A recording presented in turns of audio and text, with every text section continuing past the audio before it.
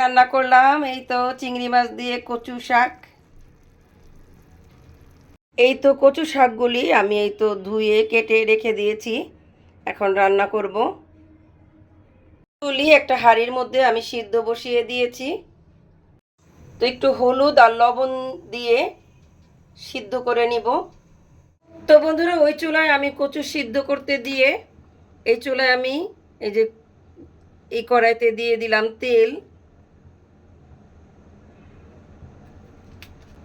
আর দিয়ে দিলাম পেঁয়াজ কুচি।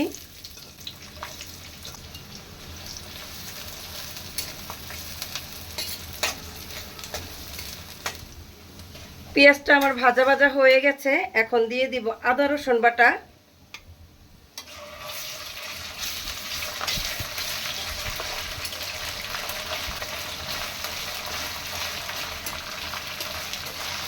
আদা রসুন বাটা একটু একটু ভেজে নিব, কারণ আদা রসুনের কাঁচা গন্ধ ভালো লাগে না।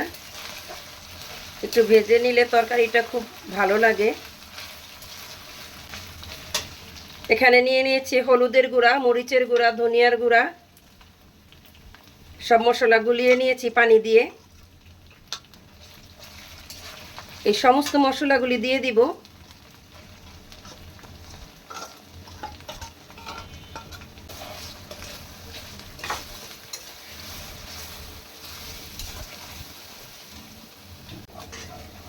সমস্ত মশলাগুলি আমি কষিয়ে নিয়েছি, এখন দিয়ে দিব চিংড়ি মাছ।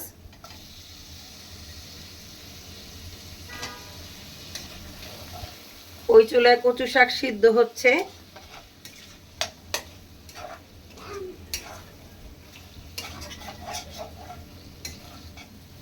চিংড়ি মাছগুলি আমি কষিয়ে নিয়েছি, এখন দিয়ে দিব এর মধ্যে তেঁতুলের পানি। যেহেতু কচুতে গলা ধরে, গলা চুলকায়, তো একটু তেঁতুলের পানি দিয়ে দিলাম। তেঁতুলের পানি দিয়ে মশলাগুলি আরো ভালো মতো কষিয়ে নিব।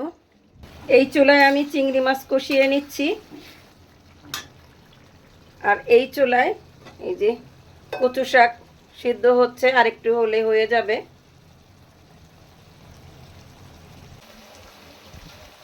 কচুগুলি সিদ্ধ করে নিয়েছি, এখন এর মধ্যে দিয়ে দিব।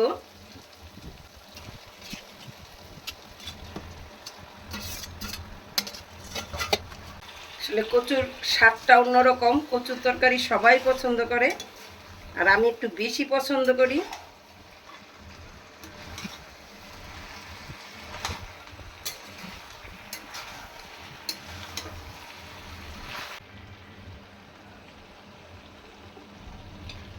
এখন ঢাকনা দিয়ে ঢেকে দিব।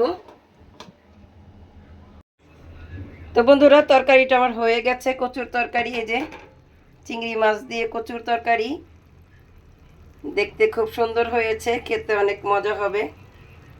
তো বন্ধুরা, ভিডিওটা যদি আপনাদের একটুও ভালো লেগে থাকে তাহলে লাইক করবেন, কমেন্ট করবেন এবং আমার চ্যানেলটা সাবস্ক্রাইব করবেন। আর যারা অলরেডি সাবস্ক্রাইব করেছেন তাদেরকে জানাই অসংখ্য অসংখ্য ধন্যবাদ।